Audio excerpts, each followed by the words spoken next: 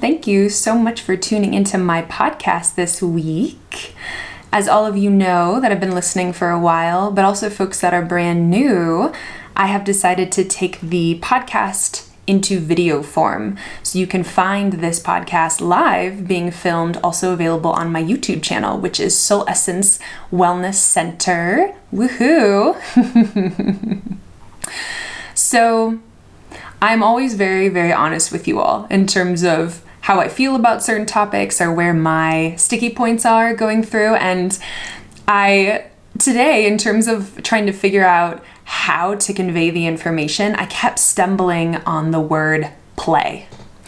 Because play and joy, which you've heard me talk about before, are very, very connected to having a very strong editor or having a very strong judge going on inside of us. And so I actually struggled with, should I put play in the title? Because play, I feel like, especially as an adult, has been this word that really kind of got stomped on and recycled. And when we think of the word play, we think of children, right? We think of folks that have the ability to play or be creative, which means they don't have responsibility or they don't have, duties, or they don't have to be serious. And I'm here to kind of come in and shake things up and say, that's not actually true at all. And it feels a little sad to me and also a little heartbreaking that so many of us have lost the opportunity to play. So I'm going to put play in this title against maybe kind of going against our society's perspective or idealism, at least in the United States, around play being something that either we do as children or we do when we have children. We have to learn how to play, or sometimes play is always aligned with games, which I love games and love the way that they shake things up, but it also feels like we're in a space, especially in this time, where even adults, their form of play has to do with video games, right? Or these sort of like adult games.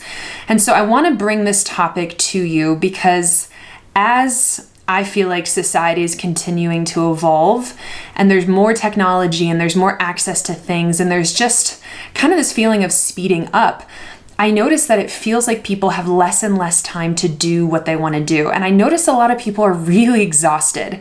There's this level of having all of these goals and all of this desire to be more connected. And we have this technology that's allowing us to be more connected, right? Like even now, if you're listening to this, like I'm connecting with you when, 10 years ago, 20 years ago, 30 years ago, I might never be able to connect to you because technology allows me to be able to connect with you now. So there's such sweetness in what's being offered, but there's such disconnect because it seems like the more that we get, the more I find that people aren't really in a place where they're allowing creativity, spaciousness, and play to really, really come in. So I'm bringing this message to you, especially today, around play, around joy, and around the editor. And the reason I feel like all of these go together is, say we take the word enjoy, right? ENJOY. To me, enjoy is being in joy. How are we and what are we doing in our life that really allows us to bring joy? So sometimes I have people, especially in readings, especially in coaching, especially in the energy work I do, they're making really big decisions. Some of these clients that come in, they're like, should I do this? Should I do that? And I'm like, ooh, it's a lot of shoulds. That can be really, really heavy, right? There's this sense that we have to make the right decision. And I think the hard part is that oftentimes when I'm talking with people and they're really, really stuck, they're like, oh, like, how do I make this decision? Usually I kind of walk over in a kind of metaphorical way.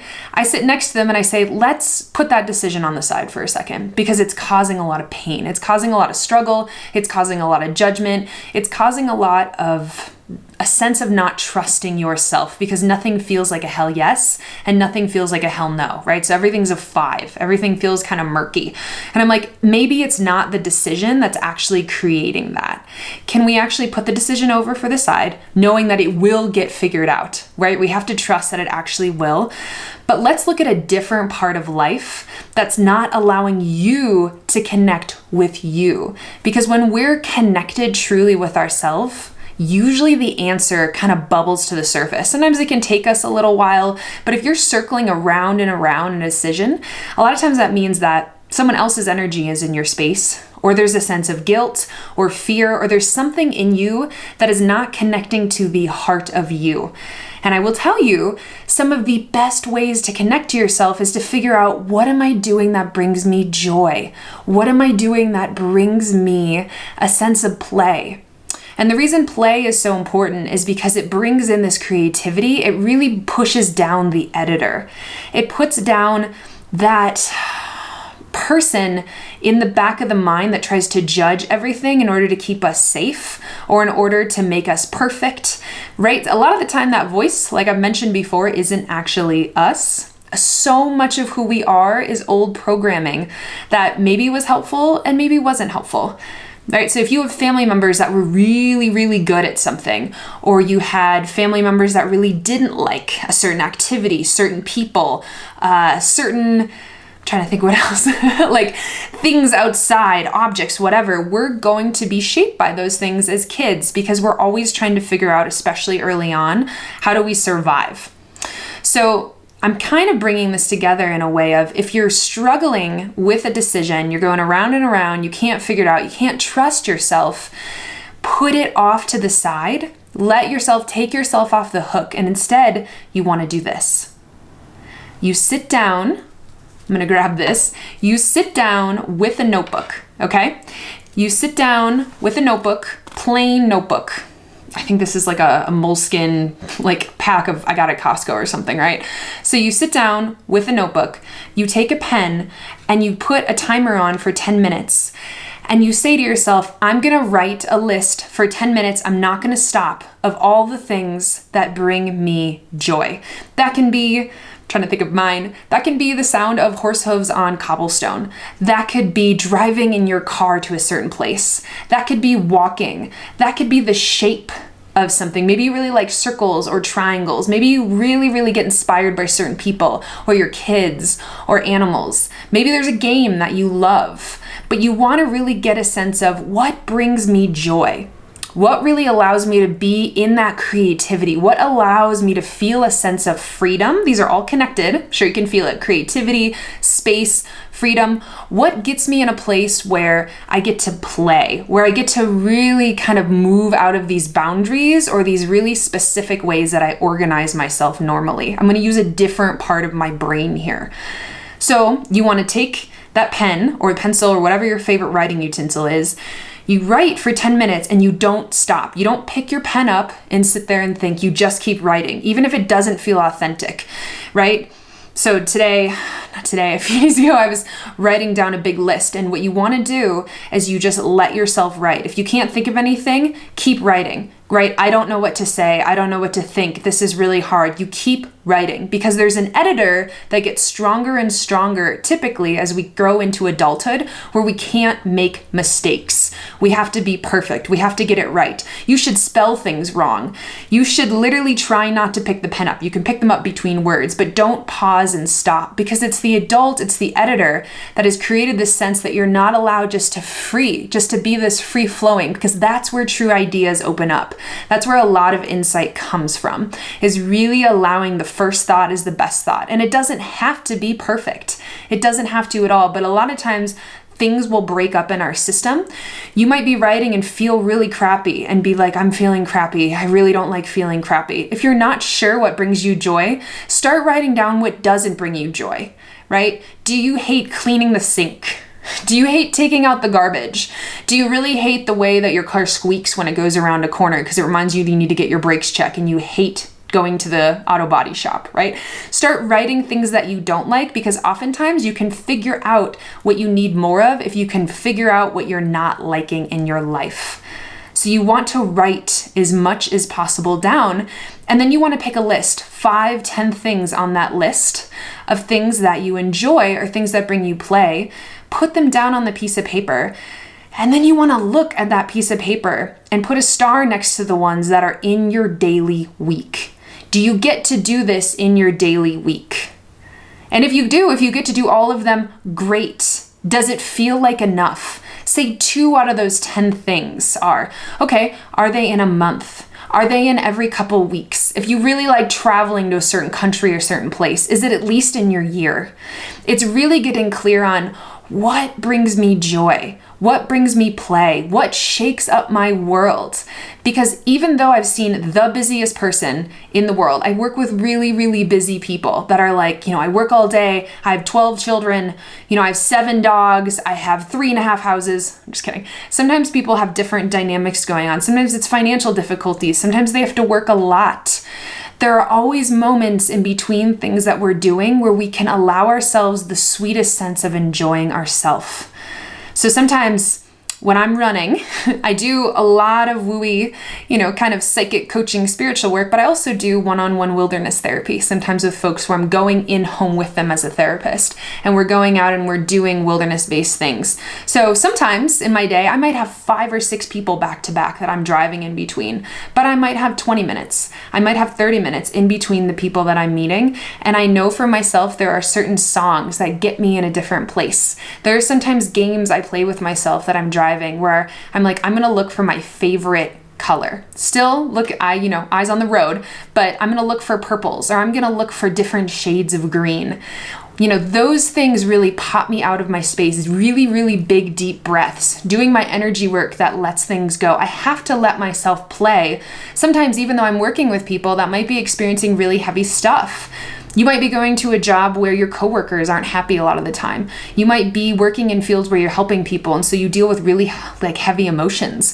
Maybe you work outside and it's exhausting because you're outside sweating, working with your hands all day, right? And maybe not feeling appreciated, or maybe just in general, you hate that it's 90 degrees in Colorado and, not always the easiest conditions to work in.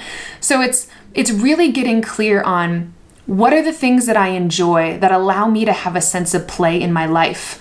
Writing them down, seeing if you're doing those things. And if you are doing those things and they're in your daily week, great. Are they giving you enough joy, or is there something else on your list that really feels like it could open that up to really allow yourself to have more play and openness? Because when we actually allow ourselves to connect more deeply with ourselves, answers always come faster. They come through really easily because we're not in this judging space.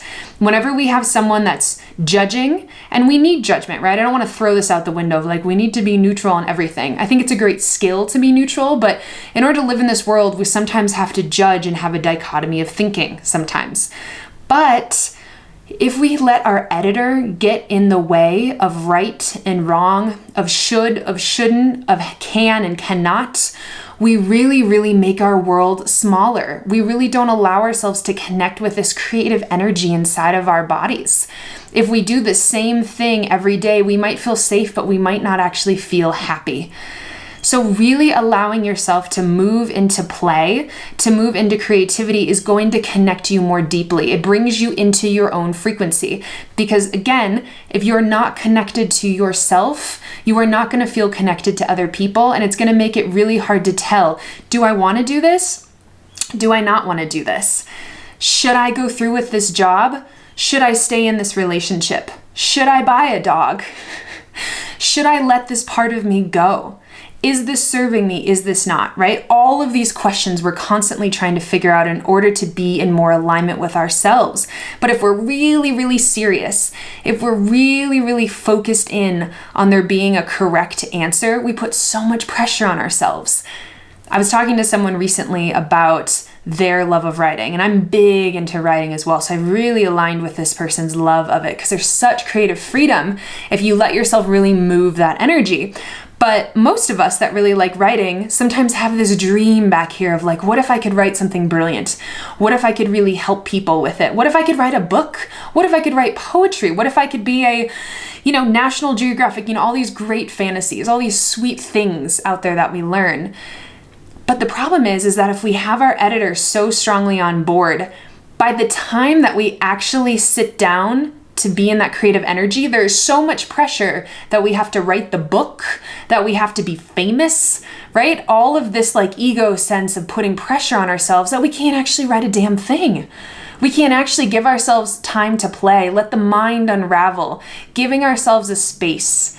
right? We don't allow ourselves to be in that creative freedom. And so there's so much pressure to be perfect that we are too afraid to even take the first step.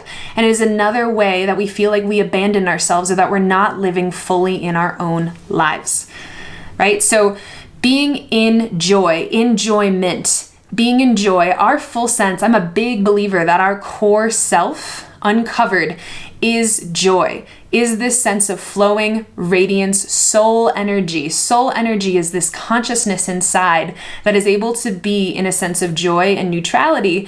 And when we're connected with ourselves, we are so much more likely to feel that and to act from those places. And creativity, play are one of the many sort of ways to get there, but they're the easiest way that I know to shake things up. So I hope this is kind of resonating with you a little bit around really getting clear. And like I said, I gave you the writing activity to play with, but you can also do this in your head around maybe there's this thing in the back of your mind. Maybe you've been driving around lately and you keep seeing symbols come up. You're like, oh, wow, I've been really wanting to get more into this sport. I've been really wanting to go camping this summer. I know it brings me a lot of joy to be around a campfire, and I haven't really put it on my list. And yet I keep seeing these camping trucks all over. You can kind of hear my story a little bit of needing to go camping more, but maybe you're seeing symbols or signs, or you're hearing it come up in your mind and you're like, should I do that? Here's the thing. If you keep hearing an idea or an activity or something or a symbol that shows up over and over, if it feels like it's a high frequency, right? Not a judgment from inside, right? You're dumb. If you hear you're dumb every day, you need to throw that person away with some kindness, but that's probably not a symbol or a sign that's going to help you. So if you start seeing something every single day, right? Like I was talking to a client and she kept seeing butterflies. She kept seeing butterflies. And I was like, what do you think that means? What do you think that stands for? Yes, maybe there's some butterflies migrating. Maybe there's a lot of them around because of flowers, but they're meaningful to you. What do they mean? And she was like, I think freedom. I really, really love how they remind me of freedom, going from thing to thing. And I said, well, what freedom do you have in your life? Do you feeling in yourself? And she was like, oh, I don't feel like I'm having a lot of that. I don't feel like I get to really inherit that sense that I admire so much in this symbol around me. And I went, oh, well, let's dig into that. What part of you needs more freedom? Right? So it's not necessarily wooing out and going, what does the butterfly mean? You know, maybe awesome transformation. You know, you can get an animal symbol, spiritual book. Why not? But it's what do these things invoke feeling wise in you? What do you like about them? What colors or symbols or shapes do you see around you? How do they stand for things? Right? What do they stand for? It can be really, really important to look at those things around you, tap into how they're affecting you, because these are all messages or ways to know yourself better, to get into connection with yourself. If you are able, this big decision or this unknown in your system, do I go to this school, right? Do I take this program?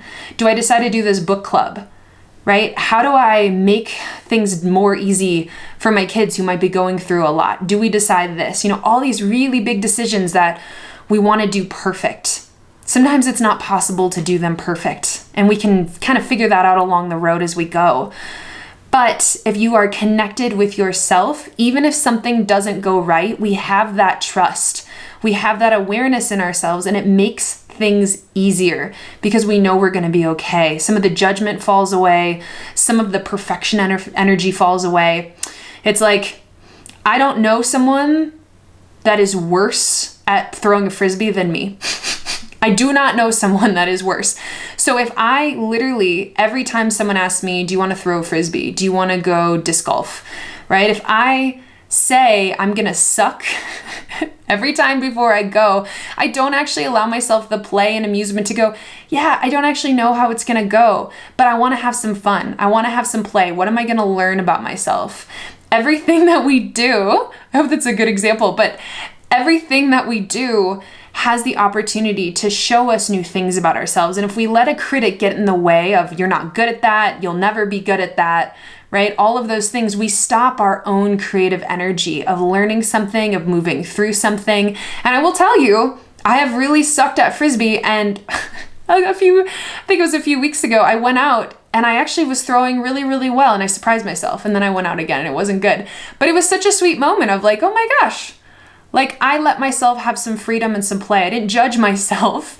And there was a little bit of sweetness I brought in, and somehow I learned something, or somehow it moved in a way, and I could feel myself shift. We are always learning. Everything we do is an opportunity to learn, and play is a way, it's an ally, it's a strength to be able to move through things. So really, this video, even though play can be really hard to kind of take in as an adult, it's to really allow yourself to know that decisions that are really, really difficult are gonna be easier, number one, when we're in connection with ourselves, so we can be in connection with other people. So it's checking in, am I in connection with myself? Do I feel this sense of being grounded into my feet? Can I breathe into my stomach and feel my whole bone structure? Can I feel this vessel that I'm in? Can I have some gratitude? Right? When we breathe and sit in our own space, we usually feel a sense of gratitude or a sense of sometimes being in neutrality, but just feeling into that energy inside of you. And if you don't feel connected, bringing in joy, bringing in play, really looking at your life and saying, how do I get in more connection with myself? I feel like it's a really overused phrase, connect with yourself. And people are like, how? Well, it's like, great. What are the things that you've done that really used to connect you? Do they still connect you? Why did you stop? Right? A lot of times people take up hobbies or they take up things that make them feel good. And then later on, we'll talk about it and brainstorm and they'll be like, oh, I have no idea why I stopped that. Was it because my kid had basketball on these certain days that I used to do puzzles, right? Or I used to write, or I used to make a really cool Italian dinner every week in the kitchen and it brought me joy and I kind of put it away. It's checking in. If something brings you joy, if you can take away anything from this video, if something brings you joy, that authentic nourishment, that structure in your life that allows play and creativity, do more. Do more of it. If you're in a place where you're not really sure, sometimes we can fall into depression, which is when energy runs really on a lower, just kind of speed, and we feel kind of like a boulder, right? Heavy, difficult to find motivation. Sometimes I'll be working with folks that are going through one of those periods, and it's like, if 0 is I absolutely don't feel like I'm a human, and 10 is like I feel so jazzed, I feel motivated, I feel that heart fire area. If you're at a 2 or a 3 and feeling sad, you don't have to be like, well, what's gonna bring me to a 10? You say, what's gonna bring me to a 5? What's gonna bring me to a 6? What's gonna really shift a couple things in my system? Does that mean I start going back to yoga? Does that mean I go walk around the block? These little tiny things shift. They make, especially when you move your body, they move energy in your system. And sometimes we might do it a few times and we don't feel anything. But a lot of times we need energy to move long enough. Sometimes just doing one thing isn't gonna do, like taking on a habit and not really going through with it isn't gonna make a shift, right? So if you decide to eat better, but you've been eating tons of sugar and cheeses and things that your body doesn't do well with, this is my story. If you decide to eat salad or you decide to eat roasted vegetables one day and you're like, great, I want to feel better. You might feel a little bit better, but you're not going to feel a huge shift because you need your whole system to reset. You need your kind of body to get used to this new piece that you're bringing in. So you don't want to give up hope either. If you're in a really hard place and you're like, well, I've tried this, and it's like, okay, well, do you feel truly in yourself that you gave it your all? Do you feel like you really not only dipped the toes in, but you cannonballed into it with the why not? Right? You can always go back to what you've done before. You can always keep doing the same thing. So you don't have much to lose. I've said that before. You don't have much to lose by trying something new. So really, again, like I said, if you can take away something from this video in terms of shifting energy, in terms of helping you energetically work through hard decisions, is to figure out how to bring joy and play into your life so that you can release some of the editor in your space, so that you connect with yourself more fully, so that you have a deeper awareness of what you need and what you don't need, and you make decisions from that sovereign place of, I'm connected with myself, I know myself well enough, I feel okay jumping into this. Thank you so much for listening to my podcast today. Like I said, all of this is actually on YouTube. So you can have a visual as I'm speaking these things and saying these things. As always, I have a lot of different ways that I work with people.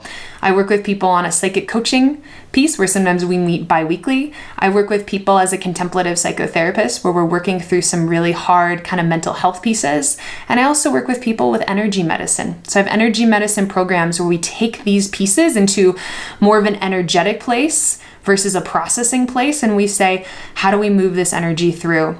How do we root out this energy so that you can call in more of the energy that feels aligned with you? So please feel free to check out my website, soulessencewellnesscenter.com. And as always, sending so much love.